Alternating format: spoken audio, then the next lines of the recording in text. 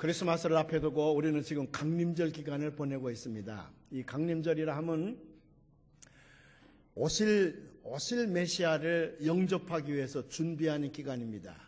근데 이 오실 메시아는 우리가 3번 우리가 기대하고 있는 건데, 하나는 이제 천군천사를 거느리고 예수님께서 재림하시는 날, 그 세컨드 커밍이라 그러는데, 재림하시는 날, 우리 예수님은 반드시 이 땅에 재림하신다 그랬습니다. 그 재림하실 때는 종말이에요. 우리가 다 종말입니다. 그러니까 엊그저께가 무슨 마야 문명에서 무슨 종말의 날이라 그래서 아마 남미 쪽에서는 들끓었던 것 같은데, 우리는 편안하기만 하고만, 종말의 날이 지난 12월 21일 날이었다는 거지요. 근데 우리는 편안하게 잘 지냈습니다만은 남미 쪽에서는 아마 마야 문명 안에 있는 사람들은 굉장히 불안했던가 봐요. 언제가 하나님께서 이 땅에 재림하실 줄로 믿습니다. 그러나 성경은 분명히 우리 이 세계의 종말은 정해진 날짜에 오는 것이 아니라 도둑처럼 언제 임한다 그랬으니, 그날이 언제라고 예언하는 사람이 있다 그러면 그건 다 이단이에요. 잘못된 것이기 때문에 거기에 현혹되면 안 됩니다. 그러나 분명한 것은 우리 예수님이 이 땅에 재림하실 겁니다. 그래서 재림하시는 주님을 영접하기 위해서 우리는 준비해야 됩니다. 그 외적인 준비가 아니라 우리 마음의 신앙적인 준비지요. 영적 준비를 해야 됩니다. 그러나 그 이전에 우리는 예수님을 만나게 되는데, 그게 소위 말하는 중생의 체험이지요. 우리가 예수 믿게 되면 예수님이 살아 역사하신다는 사실을 우리가 체험하게 되거든요. 그걸 은혜 받았다 여러 가지 말로 표현을 합니다만은, 그때 우리가 예수님을 만나게 되고, 또 언제 만나게 되냐 그러면 우리가 죽음이 다가왔을 때에 우리는 천국 가서 예수님 앞에 서게 되는 줄로 믿습니다. 머나먼 세계 종말이 왔을 때에 재림하시는 예수님을 영접하는 것도 중요하지만, 그보다 더 중요한 건 우리가 살아있는 동안에 그 예수님을 만나야 될 것이며, 언제 죽음이 우리에게 닥쳐올지 모르는데, 우리가 죽음이 닥쳐왔을 때에 저 지옥불에 떨어지는 것이 아니라 하나님 앞에 서서 예수 그리스도의 십자가의 은총으로 천국을 가야 되는데, 그때 천국 가서 모든 사람들이 다 예수님을 만나시기를 주님의 이름으로 축원을 합니다. 아멘. 할렐루야 성가대는 싫어요. 오래 살고 싶어서 그러는 것뿐이지 왜 이렇게 아멘이 적어요? 할렐루야만 아멘. 예, 소리 지를 땐 잘 지르는 사람들이 이제 보통 때는 너무 얌전해서 소리가 안 나와요. 더 크게 아멘. 그래요. 그래서 이제 우리가 주님을 만나게 되는데, 오늘 주님이 우리에게 다가오신다 할지라도, 다른 말로 얘기하면 오늘 나에게 종말의 때가 온다 할지라도, 오늘 내가 죽음의 때가 온다 할지라도 우리는 기쁜 마음으로 예수님을 만나야 되겠다. 그 준비를 위해서 어떻게 무엇을 해야 되느냐? 그 중에 하나가, 예수님이 이 땅에 탄생하시기 800년 전에 하나님은 이사야 선지자를 통해서 앞으로 내가 메시아로 갈 것인데, 그때 너희는 그 메시아를 이렇게 부를 것이니라. 그래서 5가지의 이름을 주셨다 그랬어요. 이사야 9장 6절에 우리가 지금 계속해서 그 말씀을 봉독해 가고 있는데, 다시 한번 우리가 얘기하면 맨 먼저 뭐라 그랬어요? 그의 이름을 뭐라 하리라? 기묘자라 하리라. 두 번째는 모사라 하리라. 세 번째는 전능하신 하나님이라 하리라. 네 번째는 영존하시는 아버지라. 다섯 번째는 평화의 왕이라 부를 것이니라. 저 혼자 독창이에요? 이건 다 알아야 되는데, 이거는 다시 한번 해봐요. 지금 시리즈로 설교를 해나가고 있는데 다 알아야 되잖아요. 첫 번째 뭐라고요? 기묘자라. 두 번째는 모사라. 세 번째는 전능하신 하나님이라. 네 번째는 영존하신 아버지라. 다섯 번째는 평화의 왕이라. 기묘자라 그럴 때에 한문이어서 굉장히 어렵지만 영어로 보면 금방 이해가 된다 그랬지요. Wonderful, wonderful, 경이로우신 분이라 그 말이죠. 두 번째는 모사라 그러면 그것도 어렵지만 영어로 표현하면 금방 이해된다 그래서 카운셀러라고 그랬습니다. 그 다음에 전능하신 하나님, Mighty God, 전능하신 하나님, 능치 못할 일이 없으신 하나님이에요. 천지를 창조하신 하나님이시기 때문에 무에서 유를 창조하시는 분이거든요. 우리의 생명까지 창조하신 분입니다. 오늘 네 번째 우리가 오시는 메시아의 이름을 우리가 파악을 하고 하나님 앞에 나아가고자 하는데, 영존하시는 아버지라. 영존하시는 아버지라. 영어로 얘기하면 everlasting father인데, everlasting이란 말은 영원히 불변의 변함이 없으신 아주 그런 영원 무궁한 시간의 제약을 받지 않는 걸 의미하는 거거든요. 그래서 합쳐서 보면 영존하시는 하나님이라 그 말은 영원히 변치 아니하시고 우리 곁에 계시는 하나님 그 말이에요. 그걸 영존하시는 하나님 그랬습니다. Everlasting Father. 그런데 구약 성경에서는요, 아버지란 말을 여간해서 잘 안 씁니다. 왜? 구약 성경에서 하나님이 위엄이 있으신 분이야. 굉장히 경외, 우리가 찬양하고 경배를 하지만은 또 굉장히 어려운 분이시거든요. 위엄이 있으신 분이기 때문에 하나님을 아버지라 부른다고 하는 것은 거의 불가능한 일입니다. 그래서 히브리어로 하나님의 이름이 야훼인데 우리는 여호와라 그러지요. 그 여호와라는 이름이 나오면 구약의 사람들은요, 발음을 하지 않았습니다. 그냥 눈으로만 읽고 지나갔어요. 요즘에 번역할 때에도 야훼를 직접 번역하면 안 된다. 여호와를 직접 번역하면 안 된다. 그래서 The Lord, 주님이란 말로 번역을 했어요. 모든 영어가 이제는 주님입니다. The Lord예요. 우리나라 말로는 그냥 하나님, 또 여호와 하나님 이렇게 많이 번역되어 있지만 앞으로도 새롭게 번역을 한다 그러면 여호와라는 말을 쓰지 아니하고 아마 주님 그런 말로 거기다 붙일 거예요. 근데 히브리 사람만이 그렇게 한 게 아니라 우리나라 사람도 그렇죠. 뭐 만일에 저희 아버님이 안철수라 그러면 누가 묻습니다. 아버님의 조남이 어떻게 되시나요? 철수예요. 그렇게 얘기하는 사람은 상놈이지 그건. 그지요? 상놈이야.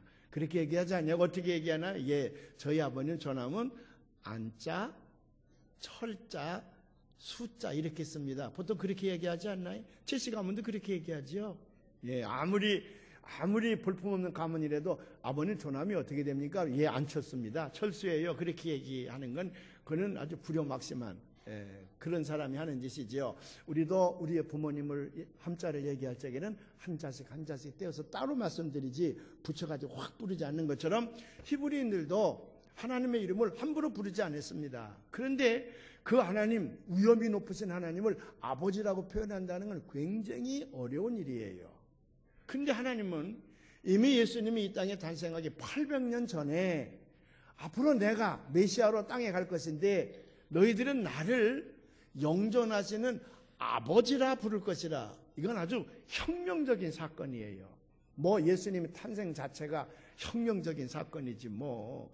예수님 탄생하실 때에 물론 요셉과 마리아가 정혼한 후에 탄생했지만은 예수님은 성령이 잉태하여 이 땅에 탄생하신 분이기 때문에 지금처럼 무슨 Y와 Y 염세자와 X 염세의 결합을 해서 생명체가 만들어진 게 아니잖아요. 그냥 여인의 몸을 빌렸을 뿐이지 성령으로 잉태돼서 처녀 탄생이에요. 처녀 탄생. 옛날에 구봉서 장로님이 그랬다는 거 아니에요. 구봉서라고 모르시나요? 돌아가셨나 안 돌아가셨나? 오래 사실 거예요. 그냥 웃기는 소리 많이 해서. 그분이 연예인교를 다니는데 그 연예인 중에서 까칠한 녀석이 하나 있었답니다. 뭘 따지기를 좋아하는 사람이 있었는데 담임 목사님이 예수님은 처녀로 탄생하셨습니다. 그랬더니요. 아, 그 녀석이 끝난 다음에 목사님 말이나 됩니까? 어떻게 처녀의 몸에서 탄생을 한 겁니까? 요셉과 마리아가 좀 속도 위반을 했든지 뭐 그런 거지. 어떻게 처녀의 몸에서 생명체가 탄생한다는 말이 안 됩니다. 자꾸 목사님을 귀찮게 그러더래요.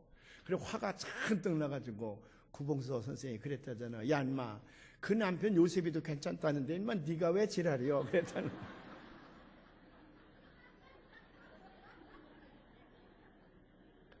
아니 남편도 마리아가 처녀 탄생한 거 이해하고 다 하는데 왜 네가 이제 와서 지랄이냐 그랬다는. 그 유명한 얘기예요. 유명한 얘기예요. 예수님이 처녀로 탄생되었다고 하는 것 자체도 이건 대단한 일이죠. 이건 혁명적인 사건이거든요. 그런데 그 예수님이 하나님이신데 그의 이름을 우리가 아버지라 부른다? 구약적인, 이건 신약적인 마인드지 구약적인 마인드잖아요. 탄생하기 800년 전인데 800년 전에 하나님을 아버지라 부르라. 이건 굉장한 사건이에요. 구약에서도 하나님을 아버지라 부를 때가 있습니다. 그런데 굉장히 제한적일 때입니다. 보통 때는 아까 말씀드린 것처럼 그냥 묵음으로 지나갔든지 아니면 제3일적으로 딴 이름들이 있었습니다. 무슨 엘로힘이라든지 아도나이라든지 그런 이름으로 불렀지 진짜 하나님의 이름을 부르지 않았거든요.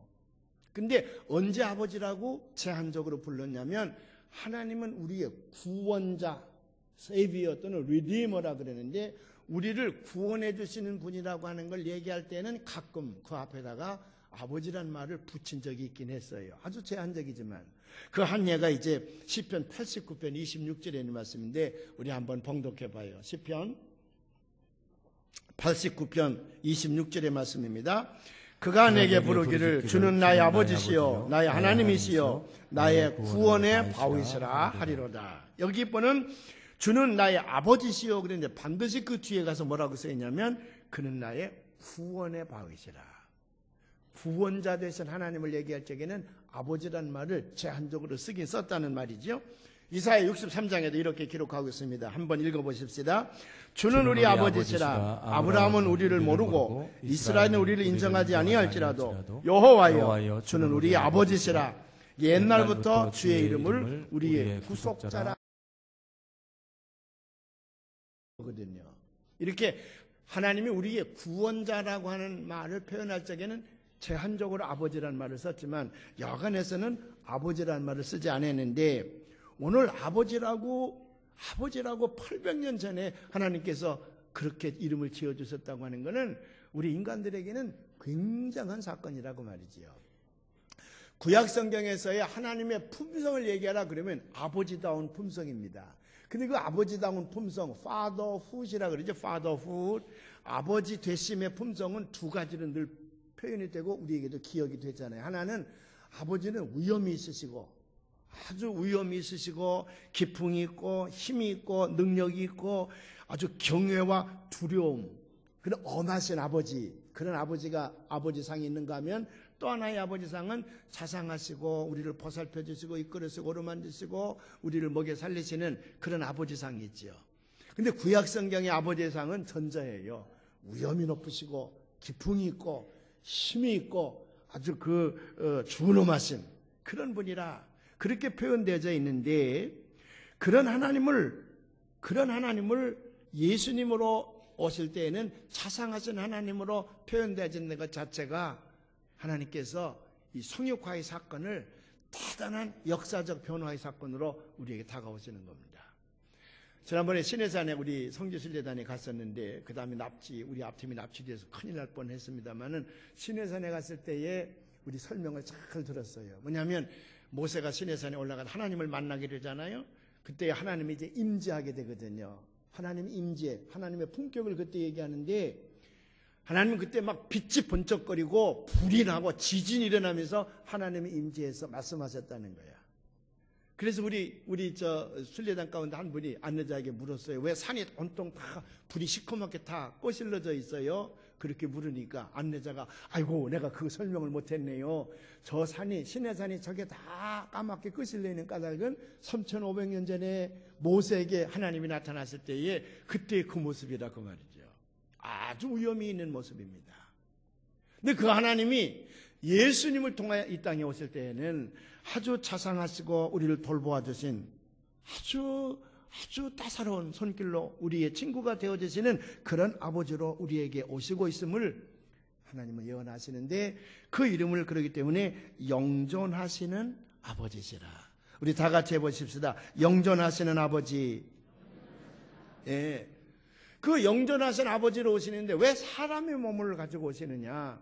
천사의 몸으로 오신다든지 구약성경에서 그 신적인 존재를 스랍이란 말로 많이 쓰잖아요.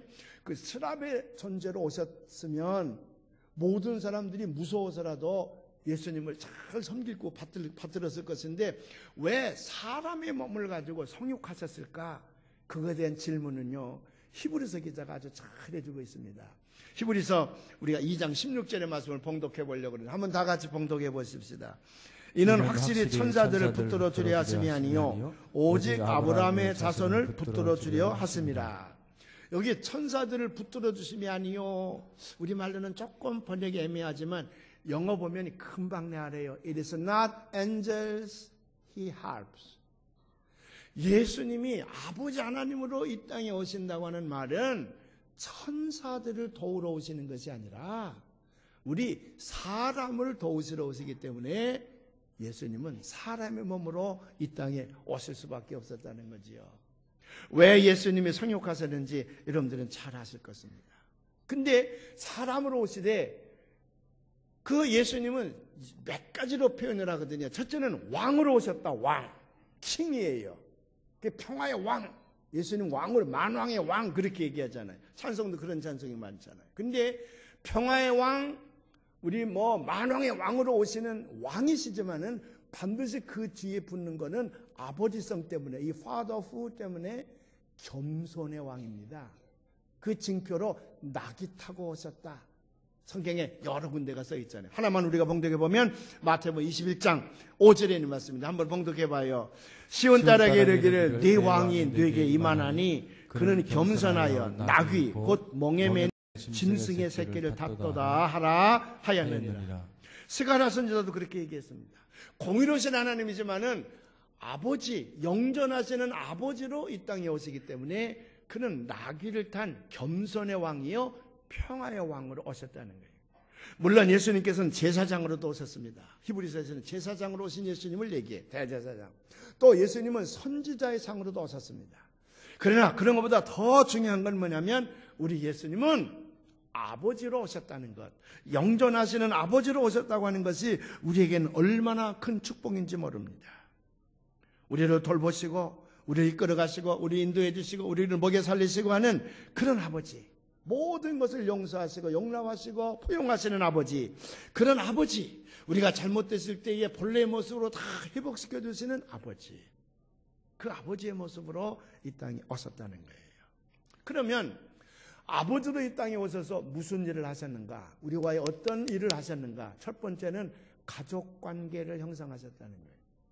이 별거 아닌 것 같아도요 대단한 사건입니다. 왜? 하나님은 신이야, 신, 디비니티예요. 우리는 인간이에요. 피조물입니다. 신과 인간은 도저히 하나가 될 수가 없습니다. 이거 어떻게 하나가 돼요? 존재 자체가 다른 거리요. 불가능한 일이에요. 하나님과 우리가 한 가족이 된다는 거는. 근데 그 가족이 되는 길을 열어주셨습니다. 그것이 예수님께서 니고데모에게 하신 말씀 가운데 발견할 수가 있는데, 요한복음 3장 3절의 말씀을 한번 다 같이 봉독을 해보십시다. 우리 큰 목소리를 봉독하십시다. 예수께서 대답하여 이르시되 진실로 진실로 내게 이르노니 사람이 거듭나지 아니하면 하나님 나라를 들어갈 수가 없느니라. 많은 사람들이 착각을 합니다. 우리 아버님이 장로님인걸요. 우리 어머니까지도 장로님인데 부부 장로님 아들입니다. 제가. 근데 천국 가는 거야 맡아놓은 거 아니겠습니까? 그렇게 착각하는 사람들이 있다니까요. 우리 아버지가 목사예요. 근데 내가 천국 안 가겠습니까? 나 천국 가는 거 자신 있습니다. 근데 성경은 그렇게 얘기하잖아요. 아브라함의 혈통을 이어받았다고 해서 너희가 다 하나님의 자녀가 되는 줄 착각하지 말라는 거거든요. 우리 교회에 그런 분이 한 분 계셨다니까요.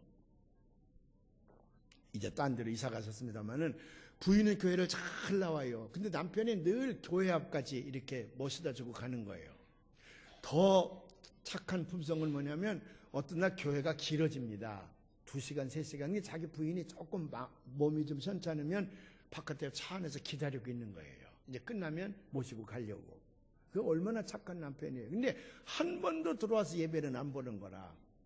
근데 그 집에 신방을 갔다가 저하고 맞부딪혔어요.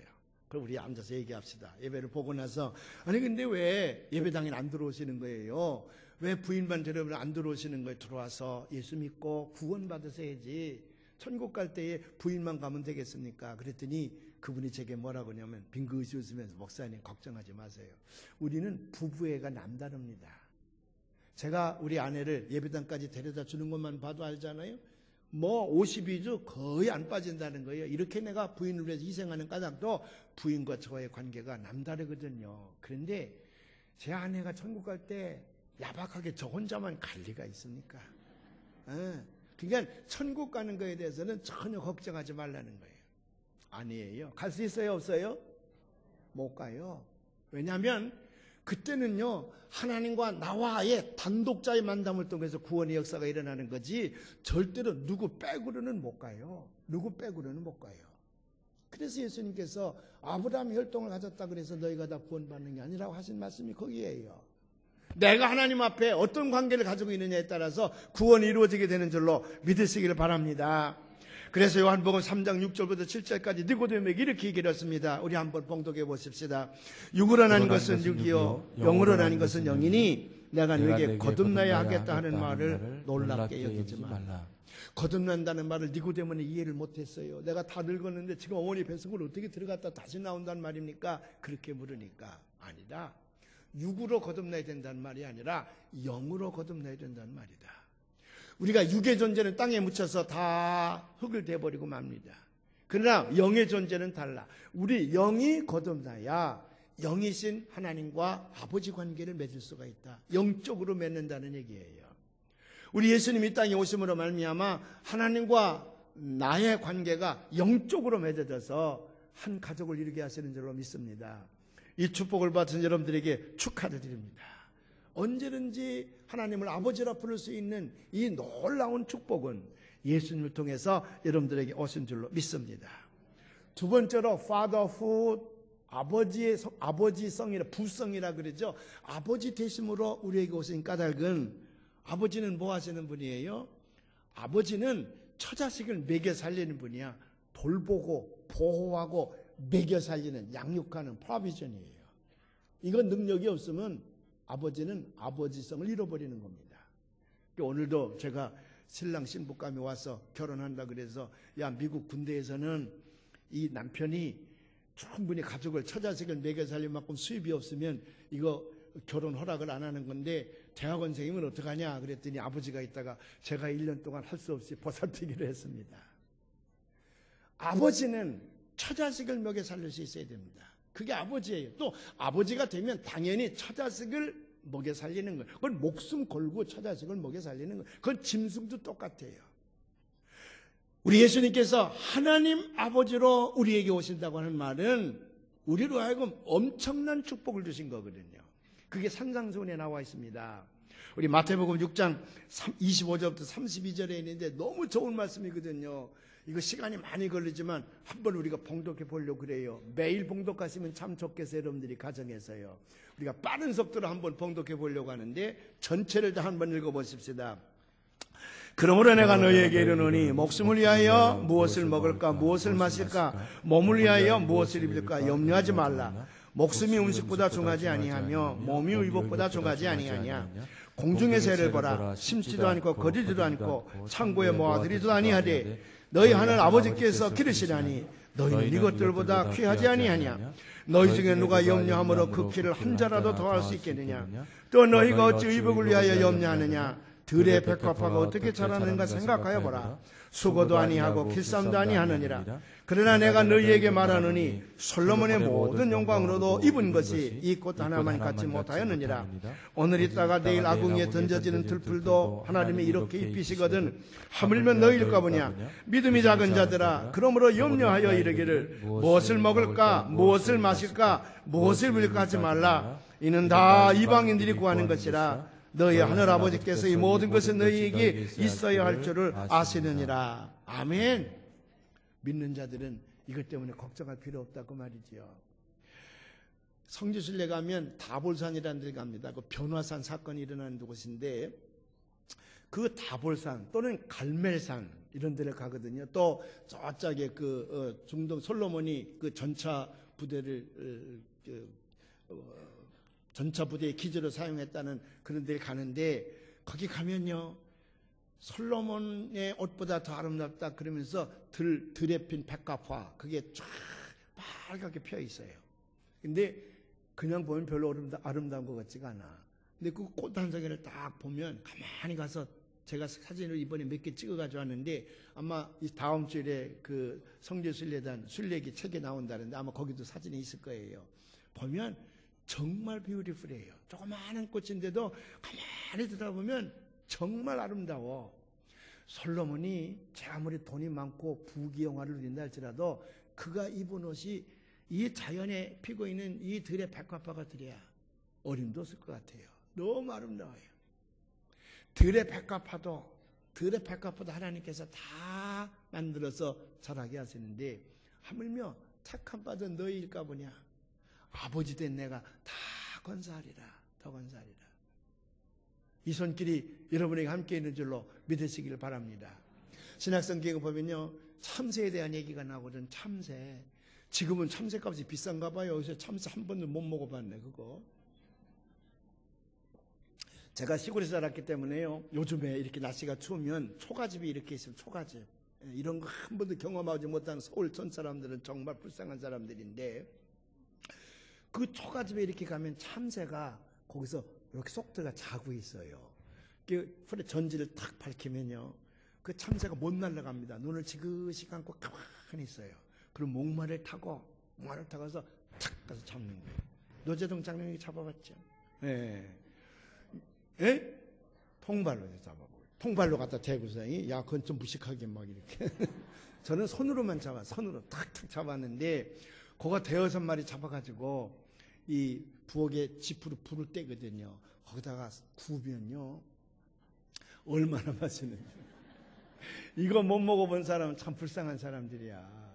근데 요즘엔 비싼가 봐요. 참새 잡기가 어려우니까.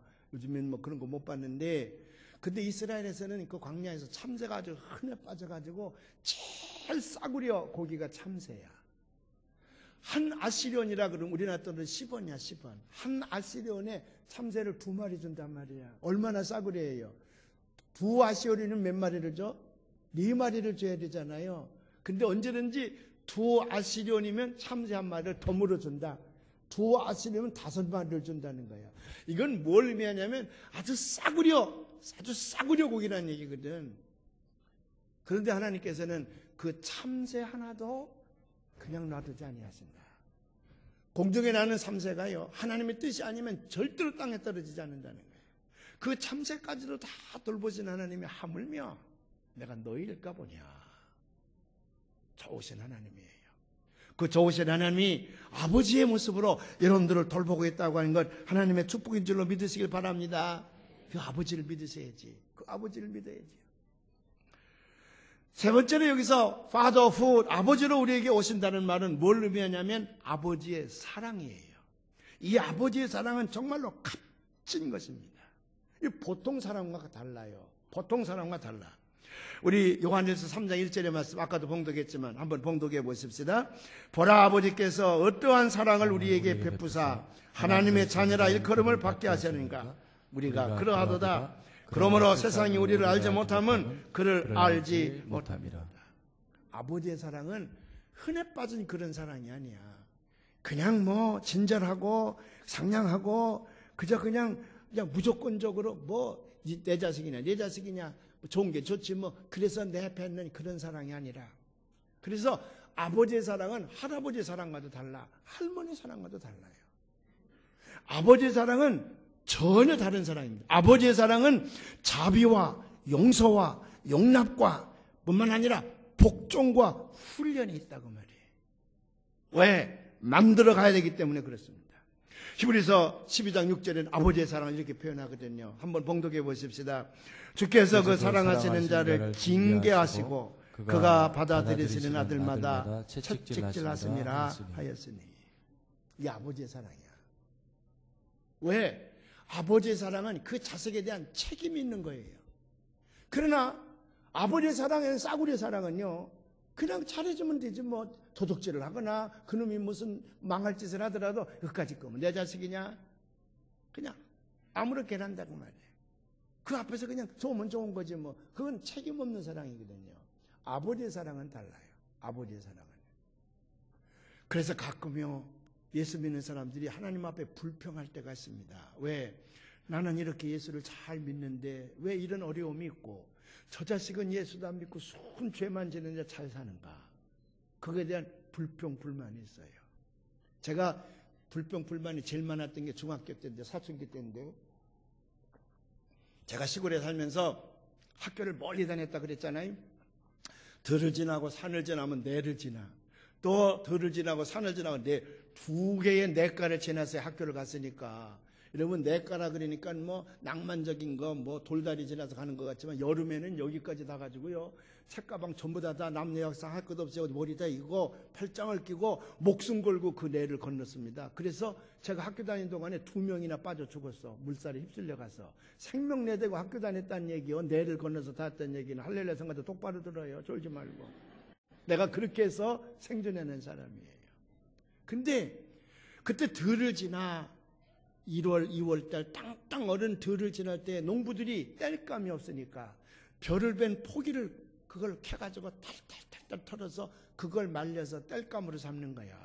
가난한 농부들이요. 산에 가서 나무를 못하게 하니까. 그런데도 불구하고 2월, 3월이 되면 보릿고개라는 게 와서 풀떼죽도 못 먹고 건너뛰거든요. 저도 중학교, 고등학교 다닐 때에 봄에 보릿고개 때에 아침, 점심 건너뛴 게 한두 번이 아니라 그랬잖아요. 근데 그 다음에 이제 학교가 있는 도시로 가보면, 거기는 말이요, 배가 나고 개 그림이 흐르고 뭐 차를 타고 다니는 부자들이 있어. 이거 전부 사기꾼들이네, 이거. 도둑질하고요. 그런 놈들은 잘 살고, 시골에서 흙만 파먹고 사는 사람들은 왜 가난하게 사냐? 그거에 대한 강한 반항심이 제게 있었어요. 나중에 예수를 믿고 이제 목사가 된 다음에는 젊었을 때 무슨 불만이냐면, 아까 말씀드린 것처럼 이 사람은 이렇게 예수를 잘 믿고 사는데 왜 가난하게 살아야 됩니까? 이 사람은 이렇게 예수를 잘 믿고 사는데 왜 이런 병에 걸려야 됩니까? 아니, 저놈들은 못된 짓 다 하고 사기치고 도둑질하고 남을 못 살게 한 저놈들은 잘 사는데 왜 이 사람은 못 살아야 됩니까? 제가 그 문제 가지고 하나님 앞에 때를 쓰면서 몸부림을 치고 밤을 지샌 적이 한두 번이 아니에요. 더군다나 어려운 사람들을 데리고 제가 목회를 오래 했었기 때문에 그분들을 붙들고 몸부림친 적이 한두 번도 아니에요. 근데 오래 예수를 믿으면서 나이가 먹고 가니까 그까짓 거 예수 안 믿는 사람들이 저기서 잘 사는 거 부러울 거 하나도 없어. 왜? 그 자식은 어차피 버린 자식이야. 아까 얘기했죠? 아버지의 사랑과 저 나그네의 사랑은 다르다고요. 나그네의 사랑은 제까지 그 책임이 없으니까 뭐 그래 잘한다 도둑질해도 잘한다, 사람을 죽여도 잘한다 상냥하고 친절하게 대하기만 하면 돼까지 기분 좋게만 해주면 돼. 근데 아버지의 사랑은 아니야. 버린 자식은 어떻게 지나든지 관계없어. 문제는 믿는 자가, 하나님의 자녀가 잘못될 때에는 하나님께서 그 방향을 바꾸신다고 말이죠. 그래서 하나님은 믿는 자에게 그냥 행복이 아니라 거룩한 행복이야. 그걸 바울은 이렇게 표현합니다. 에베소서 4장 13절부터 15절에 있는 말씀인데 봉독해 보십시다. 우리가 다 하나님의 아들을 믿는 것과 아는 일에 하나가 되어 온전한 사랑을 이루어 그리스도의 장성한 분량이 충만한 데까지 이르리니, 이는 우리가 이제부터 어린아이가 되지 아니하여 사람의 속임수와 간사한 유혹에 빠져 온갖 교훈의 풍조에 밀려 요동하지 않게 하렵니다. 오직 사랑 안에서 참된 것을 하여 범사에 그에게까지 자랄지라. 그는 머리니 곧 그리스도라. 우리의 신앙에 잘 자라서 영원한 세계에 들어갔을 때, 그리고 먼 우리 후손들에게까지 하늘의 복을 누리게 하는 삶으로 인도하신다고 말이지요. 성탄절날 아버지로 오신 하나님은 우리에게 이런 축복을 내려주시는 줄로 믿습니다. 그 다음에 네 번째로 참 중요한 것인데, fatherhood, 아버지 되심으로 우리에게 찾아오는 까닭은 우리에게 본향을 만들어 주시기 위함이에요. 본향. 가정은 그런 의미에서 매우 중요합니다. 제가 어렸을 때 너무 가난했는데 우리 동네 고아원이 하나 있었거든요. 유교사변 후에. 그 고아원 아이들이 얼마나 부러웠는지 몰라요. 왜? 걔들은 밥도 절대로 굶지를 않고 고아원에서 밥 굶기려고 봤으니까 아침, 점심, 저녁 꼭 줘요. 우리 천사원에 가보니까 뭐 반반 주는 게 아니고 고기로 양치질할 만큼 잘 주더라고요. 6.25 사변 후에 걔들은 미제옷만 입고 다녀. 미국에서 원조물 짜온 거, 미제옷. 근데 우리는 뭐 소창, 광목, 뭐 물들인 거 그런 거 입고 다니고, 밥 굶기가 뭐 밥 먹듯 하지. 우리는요, 뭐 형편없는 거야. 또 학교만 가면 등록금만 낸다고 얼마나 복 끼는지 몰라. 학교 못 오게 하고 그러는데, 고아원 애들은 부모가 없다는 이유로 등록금도 안 내요. 그래서 그때 살짝이요, 요거는 살짝 제 마음에 어떤 죄를 졌냐면은 등록금을 못 내서 등교정지 당하여 빠꾸에서 집으로 오는데, 그때 살짝 제 마음에 나도 부모가 없었으면 좋겠다. 살짝 그런 마음을 가진 적도 있어요. 근데 언제 부모님의 은혜, 가정이 있다고 하는 게 감사하냐 그러면 가을철에요. 가을철에 애들이 잘 놀아요. 걔들과 우리가 섞여서 막 놀아요. 그러면 가을철에 타작하고 그러다 나중에 밥을 할 때 보면 집으로 밥을 하니까 그 집집마다 굴뚝에 연기가 나고 그러죠. 그래서 밥을 다 한 다음에 해가 넘어가고 어둠이 깔려오면 벌써 우리 어머니 나오십니다. 야, 영원아, 밥 다 됐다. 밥 먹고 손 씻고 자야지. 밥 먹어라. 어서 와라. 다 가는 거예요. 같이 놀던 고아아이들은요, 다 부모들이 데려가면 저희만 남지, 쓸쓸히 남지요. 그러면 멍하니 있다가 손 털고 이제 고아원으로 가는. 물론 거기 가도 밥은 있긴 있지. 근데 그 밥하고 어머니가 만들어주는 밥하고는 달라. 어머니에게 달려가는 아이와 그냥 고아원으로 들어간 아이들은 달라요. 이게 본향이에요. 본향. 저희 집이 한 400평쯤 됐거든요. 가난해도 집에 집터는 넓어가지고. 우리 아버님이 온갖 과일나무를 다 심어놓고요. 그래서 우리 7남매가 거기서 자라는데, 그때는 우리 안방이 무지무지하게 넓어가지고 우리 7남매에다가 아빠 엄마 이렇게 해서 9명이 차도 뭐 넉넉했는데, 나중에 큰 남매 가보니까 둘을 들어놓기도 어렵겠더라고요. 이게 얼마나 이 시골 초가집 방이 적은지. 그래도 거기 모든 것이 다 있었습니다. 아버지의 손때가 안 묻은 것이 없고 우리가 안 만진 것이 없고요. 그러니 우리 7남매가 사춘기가 떠돌면서 바깥에 나가서 다 다니다가도 어렵게 힘들면 그 집을 향해서 오는 거예요. 저 형님이 잠깐 문제가 있었거든요. 중학교 때부터 가출을 하기 시작하는데, 야, 가출의 선수예요. 그래가지고 부모님 뭐 우리 할 것 없이 우리 형님 때는 속상한 거 생각하면 이루 말할 수가 없어요. 근데 제가 미국에서 유학하고 있는데 큰 형님이 집으로 돌아왔다. 저에게 연락이 왔어요. 근데 온 식구가, 제 여동생까지도 오빠가 왔어, 오빠 왔어. 그렇게 좋아해요. 불치의 병에 걸려서 왔어요. 병든 몸을 가지고 왔어요. 그 서너 달 동안에 저희 어머님이 다 병수발 들고 뒷바라지하고, 제가 막 귀국하는 이틀 뒤에 돌아가셨어요. 우리 장로님들도 가시게 났었는데, 그래서 이제 장례식을 다 했습니다. 화장을 해서 다 이렇게 하고 이제 다 정리가 된 다음에 우리 형제들이 다 모여서, 이제 많아졌죠. 짝이 다 있으니까 이제 어머님 모시고서 예배를 드리고 밥을 먹은 다음에 제가요, 어머님을 위로해 드린다는 풍신이, 어머니 이제 뭐 2다리 쭉 뻗고 주무시겠네 뭐. 속썩이는 갔으니까. 근데 저희 어머님이 저에게 반말도 잘 안 하세요. 목사랍시고 우리 어머님이 이제 권사님이신데 너 이런 말 잘 안 하시는데, 그날은요. 왜? 내 형이 어땠어서? 그만 하나 없다. 그만 하나요. 제가 그냥 섬찟했어요. 동생이 형을 보는 하고 엄마가 아들을 보는 건 다르구나. 그만큼 착한 아이가 없다는 거야. 착하긴 뭐가 착해. 평생을 남의 속만 새겼는데. 제가 뉴저지에 부흥회를 하러 갔더니 그 목사님 얘기하는데요. 그 교회 장로님 아들이 하나 있었는데 그렇게 문제였다니. 교회 와 술 먹고 행패 부리고요. 이혼도 2번씩이나 하고요. 그리고 까질러 돌아다니는데 그 장로님 4분만 속썩이는 게 아니라 그냥 교인들까지도 다 근심과 걱정이 쌓여있는 자식이 하나 있었대. 미국에서 유학하고 뭐 제법 많이 배운 놈인데도 밤낮 술 처먹고 다니고요. 하여간에 장로님이 그 아이 때문에 부끄러워서요. 그냥 미국 전체를 다니면서 뭐 세계를 다니면서 자기가 뭐 그렇게 이제 예수 믿으면서 꽁생원처럼 살지는 않는다는 거지. 반항심으로 터다녔겠지요. 소식이 딱 끊겼었답니다. 4, 5년 동안 소식이 끊겼었대. 뉴욕에서 잘 산다는 말도 있고, 시카고에서 잘 산다는 말도 있고, 또 불란서에 가서 있다는 말도 있고, 그래도 그냥 소식이 없으니까 잘 살으려니 그랬는데요. 어느 날 겨울철에 아버지가 새벽 기도를 가려고 아파트 문을 탁 열린 게 뭐가 탁 걸리더래. 보니까 자식이 검은 앞에 죽어있더래. 자식이 죽어있더라는 거야. 이놈이 성할 때는 다 돌아다니고요. 마지막에 죽음이 찾아오니까 애비 앞으로 온 거야.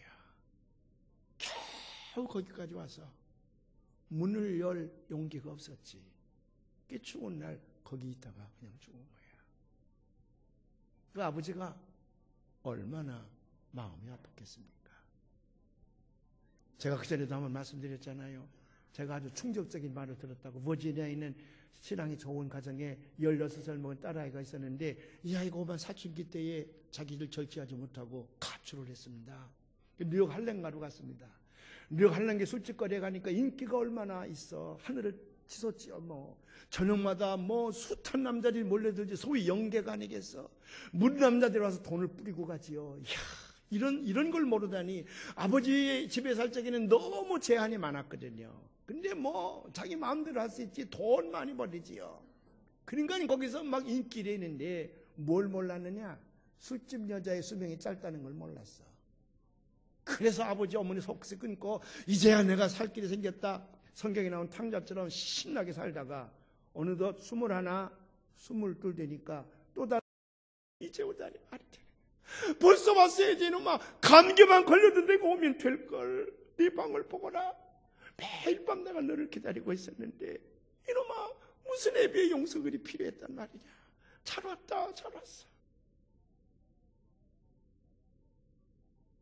주 예수 내 맘에 들어와 계신 후 편하여 새 사람 되고 내가 늘 바라던 참빛을 찾음도 주 예수 내 맘에 오심 주 예수 내 맘에 오심 주 예수 내 맘에 오심 주 예수 내 맘에 오심. 백인교회에서 간증 집회를 한다 그래서 제가 갔더니 그 모녀가 나와서 이 얘기를 들려주는 거예요. 그때 500~600명 모여서 이 미국 사람들이 울음을 잘 참습니다. 소리 안 내고 우는 사람들인데 그날은 모두가 다 손수건을 꺼내들고요. 그냥 엉엉 울어 제끼는 거야. 그 다음 날부터 그 아이가요. 어머니가 걔를 데리고 교회를 갔답니다. 창피하니까 아무도 없을 때 빈 예배당에 가서 앉아놓고 하나님 이 아이의 죄를 용서해 주시옵소서. 딸의 용서를 구하는 거예요. 딸에게 얘기를 합니다. 얘야 하나님은 용서하지 못할 죄가 없단다. 마지막으로 하나님 앞에 회개하고 가야 되지 않겠냐.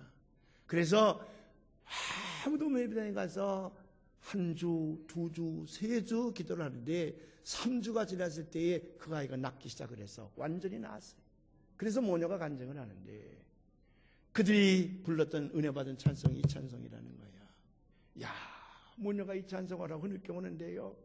그때 그 모여든 사람이 안 오는 사람이 없었어. 본향이었습니다. 아버지 집이야. 그 아이가 나가서 무슨 짓을 했든 간에 그 아버지의 마음은 오라! 지금 오면 되지 이놈아. 무슨 다른 이유가 있냐. 무슨 애비의 용서가 왜 필요하냐. 달려오면 되지. 내 집이거늘. 너희는 마음에 근심하지 말라. 하나님이 또 나를 믿으라. 내가 먼저 가서 너희의 거할 곳을 내가 예비해 두고 너희에게 다시 오리라. 그런데 그 천국을 우리에게 주시겠다고 말씀하셨거든요. 여러분 마태복음 25장 34절의 말씀을 한번 다 같이 봉독을 해보십시다. 그때 임금이 그 오른편에 있는 자들에게 이르시되 내 아버지께 복받을 자들이여 나와 창세로부터 너희를 위하여 예비된 나라를 상속받으라. 하나님께서 천국을 우리에게 주신 줄로 믿으시기를 바랍니다. 하나님의 것은 모두가 다 우리의 것이 되는 줄로 믿으시기를 바랍니다. 그래서 우리는 죽을 때에 두려워하지 않아요. 하나님 품에서 영원히 안식하소서. 희망이 있습니다. 근데 더 그 축복은 뭔 줄 아십니까? 성탄절을 통해서 하나님께서 예수 그리스도 이 땅에 탄생하신 후에 우리에게 말씀하시기를 세상 끝날까지 내가 너와 함께 할 것이라. 내가 내 안에 있고 내가 내 안에 있으면 너는 이 땅에서부터 그 천국의 삶을 살리라. 내가 너를 지명하여 불러내니 너는 내 것이라. 물 가운데 지난다 할지라도 내가 물이 너를 침몰치 못할 것이며 불 가운데 지난다 할지라도 불이 너를 사르지 못할 것이라. 너는 내 것이라. 그러니 내가 내 안에 오기만 하면 이 땅에서 너는 그 천국, 그 번향에 누릴 그 안식, 그 평안, 그 풍성함이 이 땅에서부터 이루어진다 그랬으니 성탄절이 얼마나 기쁜 소식입니까?